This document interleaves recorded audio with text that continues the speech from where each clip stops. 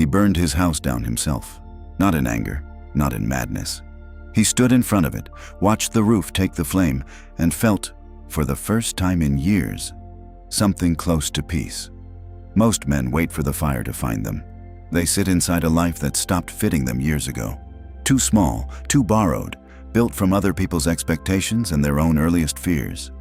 And they wait for the right moment, the right circumstances, the right feeling of readiness that never quite arrives. And the years pass, and the life stays broken. And the man inside it slowly, quietly, without drama, disappears. Here is the thing Miyamoto Musashi understood that most men spend their entire lives refusing to understand. A broken life does not need to be repaired. It needs to be walked away from. Not abandoned, walked away from. With clear eyes, with intention, with the willingness to carry nothing forward that does not deserve to make the journey. Musashi left us 7 principles for this. Not rules in the way a law is a rule. Not commandments handed down from a position of authority. More like marks on a wall left by a man who walked through total darkness and wanted to leave something behind for whoever came next. 7 marks, 7 turns in the dark. And every single one of them begins with the same thing. Not discipline, not strength, not even courage in the conventional sense. Honesty, the brutal, quiet, private kind. The kind that costs you the story you've been telling yourself. The man who had nothing left to lose. But before the principles, before any of that, there is a man, a real man, a young man who was, at a specific point in his life, more broken than most people reading this will ever allow themselves to admit. Not broken by war, not broken by catastrophic loss, broken by the most ordinary thing in the world, broken by himself. His name, before the legend consumed it, was simply Shinmen Takezo. He was 17, and he had already made every mistake that a young man with too much ability and not enough wisdom reliably makes. He had won fights he shouldn't have won, which taught him that winning was the same as being right. He had walked away from guidance he should have accepted, which taught him that needing guidance was the same as being weak. He had followed his own judgment into decisions that left damage behind them. Damage to other men, to his own reputation, to the quiet fabric of trust that holds a community together. And he had told himself each time, yeah, that the damage was the price of being exceptional. It wasn't. It was just damage. The moment that broke him open arrived without warning, as those moments always do. He had come back to his home province after months on the road, carrying himself with the particular swagger of a young man who has been unsupervised long enough to confuse freedom with wisdom. He expected to be received as something. He was received as nothing. Worse than nothing. The elder of his village, a man old enough to remember Takezo's father, old enough to have watched the boy grow from something promising into something problematic, looked at him across a courtyard full of people who had known him his entire life, and said, without cruelty, without theater, and without any of the softening that the young man's pride would have preferred, "You have much ability and no character. You are a blade with no handle, dangerous to everyone, including yourself." Silence. The particular silence of public truth. The kind that has no defense because defense would only confirm it. Takezo stood there. He felt the heat rise. The familiar heat. The one he had always trusted to carry him through moments of difficulty. And found, for the first time, that it had nowhere to go. Because the old man was not wrong. And some part of Takezo, the part that had been watching quietly from somewhere beneath the swagger and the victories and the borrowed confidence, had known it for a long time. He left before nightfall. He did not argue, did not defend, did not perform the anger he half felt and half constructed. He simply left, walked out through the edge of the village, into the tree line, into the dark, and kept walking until the lights of every house he had ever known disappeared behind him. That walk lasted, in one form or another, 3 years. Not 3 years of wandering, not 3 years of suffering romantically in beautiful landscapes. 3 years of a man systematically dismantling everything he thought he knew about himself, and finding, beneath the rubble, something he had not expected to find. Not strength, not wisdom, not the heroic core of exceptional selfhood that every young man secretly believes is waiting for him beneath his failures. something quieter than all of that. Something that would become, eventually, the first of Musashi's 7 principles. What he found in those 3 years, and what the first principle cost him before it gave him anything. That is where this story actually begins. The first 3 marks on the wall. The first winter alone is the honest one. Not because suffering produces wisdom automatically. It doesn't. Suffering produces more suffering unless a man is willing to look directly at what the suffering is showing him. But the first winter alone strips away the performance. There is no audience, no reputation to maintain, no version of yourself to protect, because no one is watching the version of yourself that shivers in the dark and eats badly and wakes at 3 in the morning with a particular clarity that only arrives when comfort is completely absent. Takizo spent that first winter in the mountains, and the mountains, as they always do, only told him the truth. The first rule: accept the reality of where you are. Not where you were, not where you intended to be, not the version of your life that exists in the story you tell other people, where you actually are. This sounds simple. It is the hardest thing a man can do. He found it one morning, sitting beside a frozen stream, watching his own reflection in the ice. He had been up to that point, spending most of his interior life in the past or the future, replaying the village courtyard, rehearsing the conversations he should have had, constructing the version of events in which he was misunderstood rather than accurately seen. That morning, for reasons he could not explain, he stopped. He looked at the ice. He looked at his own face in it. And he said, aloud, to no one, in the cold silence of a mountain that did not care either way, "This is where I am." Not, "This is temporary." Not, "This is not who I really am." Not, "This is the bottom before the rise." Just, "This is where I am." And something in him, some knot that had been pulled tight for years, loosened. Not resolved, not healed, just loosened. Enough to breathe, enough to begin. Because here is what acceptance actually does, and this is the piece most men miss completely. Acceptance is not resignation. It is not the white flag, not the surrender of ambition, not the decision to make peace with a broken life by simply lowering the definition of broken. Acceptance is the ground, the only ground from which anything real can grow. A man who cannot accept where he is cannot navigate from where he is. He is always navigating from where he wishes he were, which means he is always heading in the wrong direction, working from a false map, spending real energy on a journey that begins from a location that doesn't exist. Musashi wrote, "Do not regret what you have done. Not, pretend it didn't happen. Not, feel nothing about it. Do not let regret be the place you live, because regret is a room with no doors. You can examine every wall in it. You can understand every detail of how you arrived there. And none of that will open a door that isn't there. The door is always in the present, always exactly where you are standing right now." The second rule: do not seek comfort, seek clarity. Takizo learned this one not in the mountains but on the road between them. Spring came. He moved. And he found work in the way that men without names or reputations find work. Quietly, physically, at the edge of other people's lives. He was carrying timber with a crew of laborers one afternoon when one of the older men, watching him work, said without preamble, "You're not a laborer." Takizo said nothing. "You carry the wood like you're angry at it," the man said. "Laborers carry wood like wood. You carry it like it owes you something." It was not a profound observation. It was the kind of thing an observant man says without thinking, the way you note weather. But it landed in Takizo like a blade finding a gap in armor, because it was true. He had been performing labor the way he had been performing everything, with the underlying, unexamined insistence that his circumstances were beneath him, that the work he was doing was temporary, well, not embarrassing, a parenthesis between the significant chapters of his life. He had been seeking comfort in that story. The story of the misunderstood, exceptional man enduring ordinary circumstances on his way to something worthy of him. It was the same story he had been telling since the village courtyard, just in different clothes. Clarity, the real kind, the uncomfortable kind, looks like this. The work in front of you is not beneath you. You are beneath the work, until you are not. That is not cruelty. That is the only honest starting point. The man who believes the work is beneath him does the work badly, learns nothing from it, and moves on carrying the same gaps he arrived with.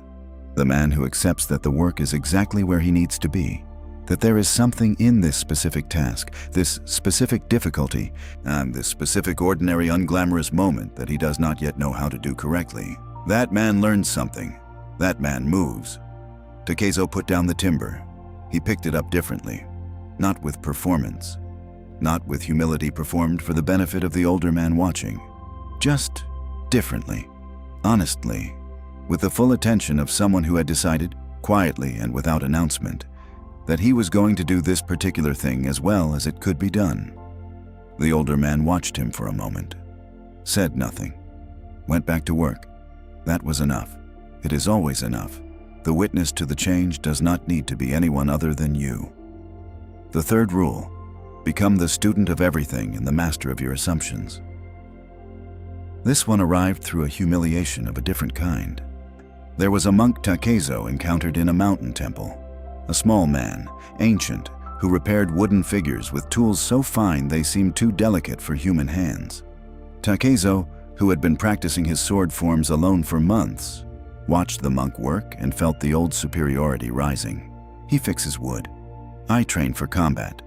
These are not the same thing. He almost moved on. Something stopped him. He stayed, watched. The monk's hands moved with a quality that had nothing to do with the specific task they were performing. A quality of completeness. Each motion entire in itself. No hurry in it, no waste, no gap between intention and execution. Takezo had been chasing that quality with a sword for 2 years. This old man had it with a carving tool. He asked if he could watch. The monk didn't look up. "You've been watching for an hour," he said. "Sit down." Takezo sat. He watched in silence for the rest of the afternoon. He learned nothing about sword technique. He learned something about attention that sword technique alone could never have taught him. Musashi would later write, "Know the ways of all professions." It is one of his most misunderstood principles. People read it as a call for broad knowledge, for learning many skills, for becoming the kind of man who can speak competently about many things. That is the surface of it.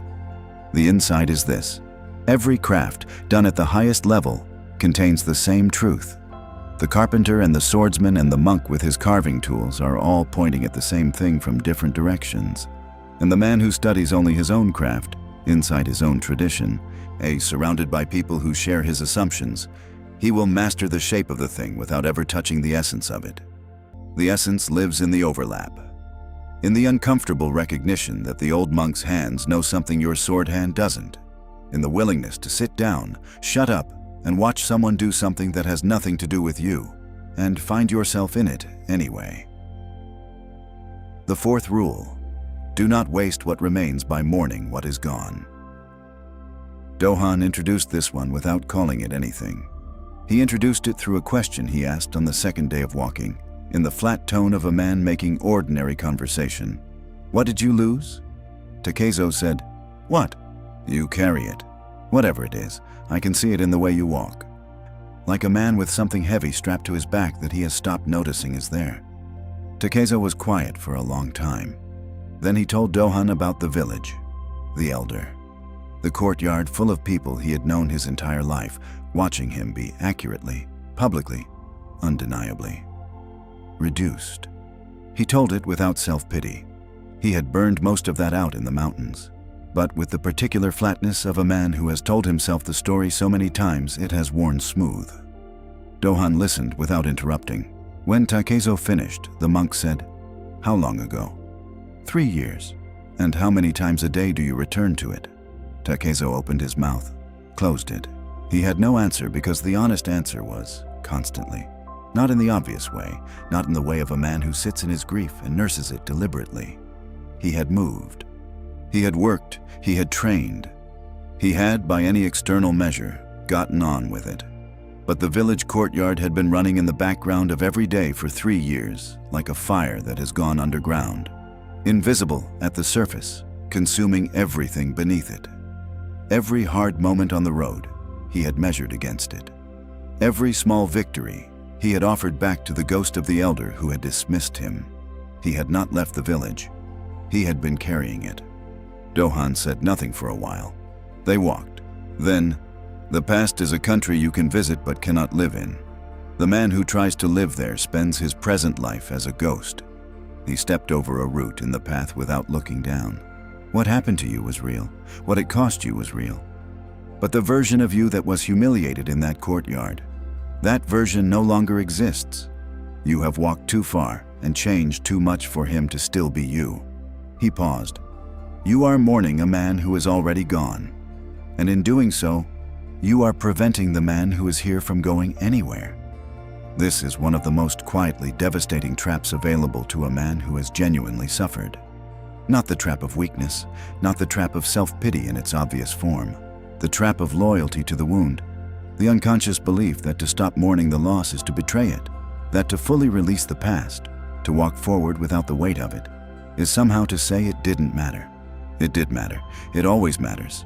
But mattering and caring are not the same thing. The river does not carry the stone to honor it. The river simply moves.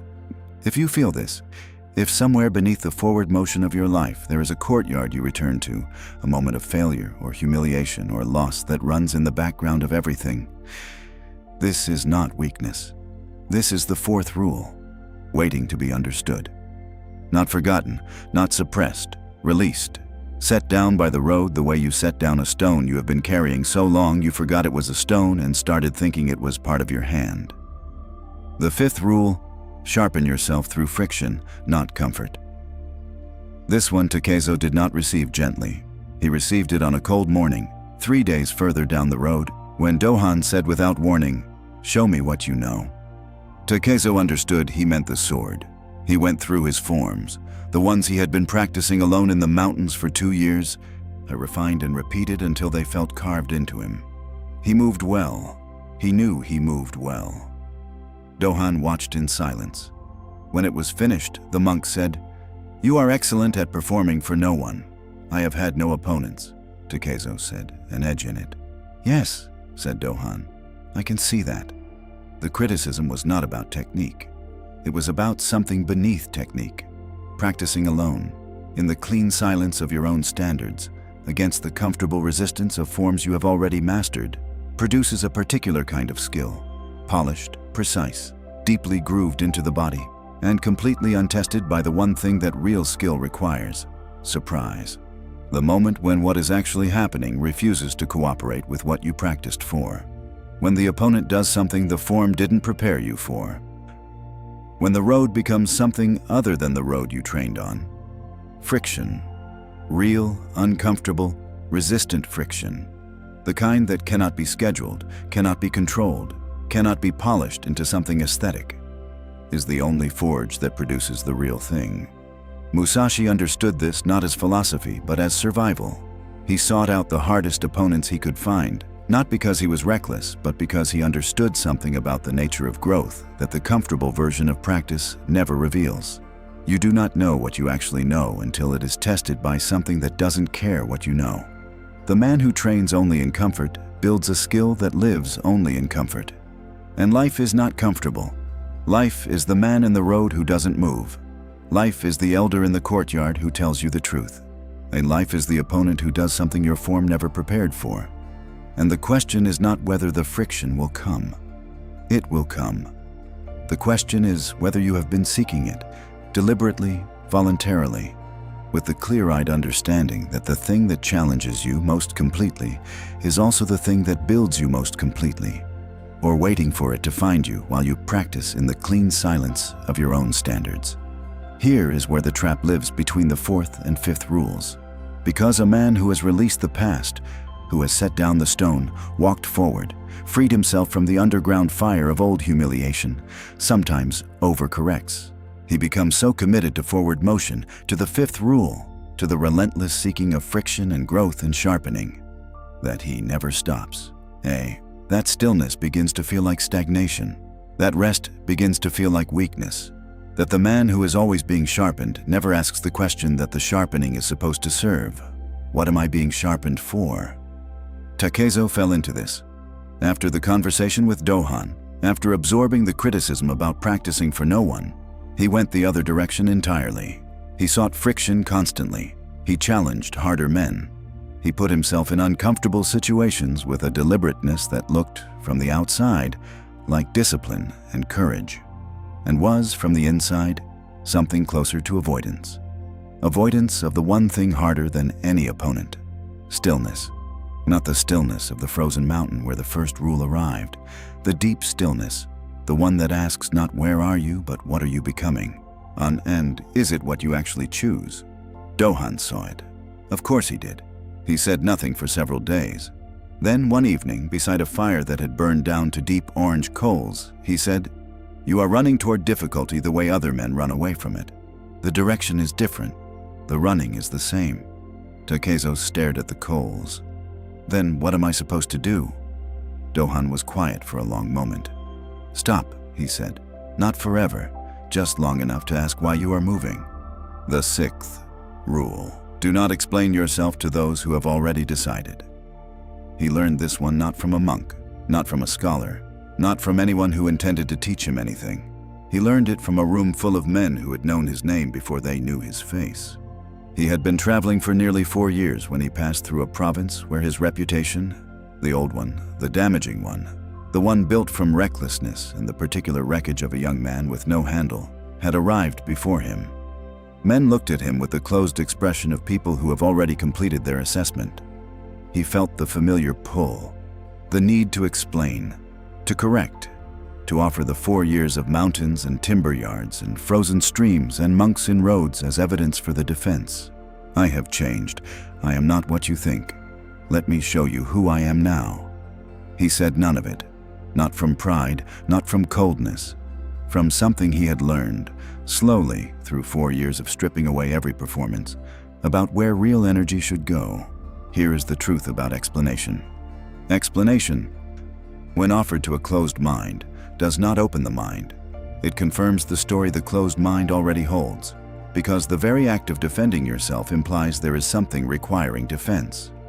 It hands the other man the frame and asks him to paint you inside it. The man who has genuinely changed does not argue for the change. He simply is the change and lets the evidence accumulate in silence. Over time, through action, through the quiet consistency of a man who no longer needs the room to revise its opinion because the room's opinion has stopped determining his direction. Musashi wrote, "Respect the gods and the Buddha, but do not depend on them." It is a line about self-reliance, but at its core it is something more specific than that. It is a line about the difference between seeking validation and seeking truth. The man who needs to be seen correctly cannot move freely, because every step is weighted by the question of how it will be interpreted. Every decision carries the shadow of the audience watching the decision. The man who has released the need to be correctly understood, he moves differently, lighter, faster, with a directness that other men sometimes mistake for arrogance. It is not arrogance. It is the particular freedom of a man who has stopped dragging the opinion of others behind him like a cart with no wheels.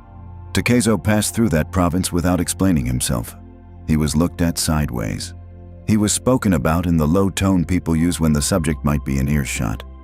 He kept walking, and on the other side of the province, on a road that had no memory of his reputation, he felt something he recognized from the frozen stream 4 years before. The loosening, the breath, the ground. The 7th rule: build something that will outlast the man who built it. This one arrived last. Not because it is the most advanced, though it may be, but because it cannot be understood until the other 6 have been lived. You cannot build something lasting from a broken foundation. You cannot pour yourself into a legacy while you are still dragging the village courtyard behind you. You cannot contribute something real to the world while you are still performing for its approval. The 7th rule is only available to the man who has done the prior work, which is why most men never reach it. Not because they lack ability, because they skip the foundations. Takezo, who had become, by this point, and something the name Miyamoto Musashi would eventually be built from, spent a winter in a small village teaching. Not sword technique, just thinking, presence, the quality of attention that had been built into him through 4 years of roads and monks and frozen mountains. There was a young man in the village, 14. the particular combination of raw ability and complete misdirection that Takizo recognized the way you recognize your own handwriting. He did not give the boy a system, did not hand him a philosophy, did not explain the 7 rules as rules. He simply spent the winter being, consistently and without performance, the kind of man he had spent 4 years becoming. And the boy watched, the way Takizo had once watched the monk with the carving tools, without knowing exactly what he was learning it anyway.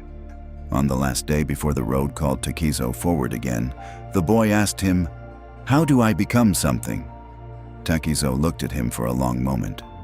"Stop asking how to become something," he said. "Start asking what kind of man you want to have been when you are old enough to look back at today." The boy thought about it. "That's different," he said. "Yes," said Takizo. "Everything real is." He walked out of the village at dawn. He did not look back. Not because looking back was wrong, because there was nothing behind him that needed his eyes. Everything that mattered was in the step he was currently taking. This is the quiet center of the 7th rule. Build not for recognition, not for the record, not for the story that will be told about you after you are gone. Build because building, honest, careful, patient building of something that extends beyond your own comfort and your own lifespan, is the only answer to the question that lives beneath every broken life. What am I actually for? Not what am I good at? Not what will people value in me? Not what will justify the difficulty of having been alive? What am I for? And the answer, if you sit with it long enough, if you strip away every borrowed answer and every comfortable approximation, is always something that requires you to give something real. Not perform giving. Not gesture toward contribution while protecting yourself from its actual cost. Give. Something that took time to build. Something that carries the marks of genuine attention. Something that will stand after you are no longer standing beside it, explaining what it is. Now, Musashi spent the last years of his life in a cave writing the Book of 5 Rings. He was 60 years old. Dying. He knew it. He wrote with the same quality of attention he had once carried into duels. Complete, present, without theater. He was not writing for posterity, not building a monument. He was writing because the practice of thinking clearly, expressed precisely, was the same practice that had built him. He was simply continuing, right up to the edge. Now, here, your life. Not Edo period Japan. Not a mountain road with a monk blocking the pass. Not a village courtyard with an elder who tells you the truth in front of everyone. Your life, which is broken in whatever way it is broken. And you already know, exactly where it is broken. You have always known. The knowing is not the problem. The problem is that the fix requires the thing no one wants to pay. Honesty. First, before anything else, before the discipline and the systems and the reinvention narrative. The private, ruthless, compassionate honesty of a man sitting beside a frozen stream, looking at his own reflection and saying, "This is where I am. Not where I intended to be. Not where I deserve to be. Not where I will be. Where I am." The 7 rules are not a program. They are not a system to be installed and run. They are marks on a wall, left by a man who walked through total darkness, for whoever came next. Accept the reality of where you are. Do not seek comfort. Seek clarity. Become the student of everything and the master of your assumptions. Do not waste what remains by mourning what is gone. Sharpen yourself through friction, not comfort. Do not explain yourself to those who have already decided. Build something that will outlast the man who built it. You do not need to begin with all 7. You do not need a plan, a timeline, a morning routine built around their implementation. You need one thing. The thing Takizo found on the frozen mountain, alone, in the gray light of a morning that asked nothing of him and offered nothing to him. The willingness to look at the ice and say what is actually there. That is not the end of the journey. It is not even the beginning of the journey. It is the moment before the beginning, the breath before the first step, the only moment that was ever actually available to you. The house is ash now. The road continues. The man who burned it himself, who stood in front of the flame and felt, for the first time in years, something close to peace. He was not celebrating destruction. He was making room for the only thing that matters. What comes next? If one of these rules found the crack in you, leave its number below. Just the number. You'll know which one.